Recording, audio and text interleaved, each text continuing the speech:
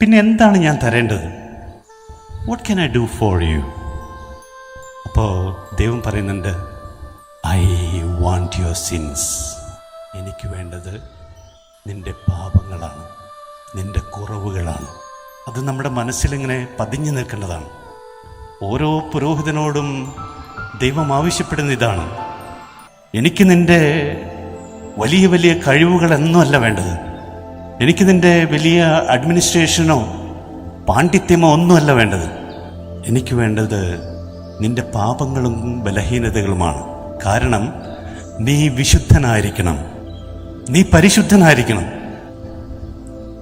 ഓരോ പുരോഹിതനും ദൈവത്തിൻ്റെ മുമ്പിൽ വിശുദ്ധനായിരിക്കണം. ശുദ്ധി എഴുന്ന പുരോഹിതരെ, പാപക്കറകളിൽ നിന്നെല്ലാം മലിനത നിറയും നിന്റെ ഹൃദയങ്ങൾ കഴുകി വിശുദ്ധി വരുത്തിടുവിൻ.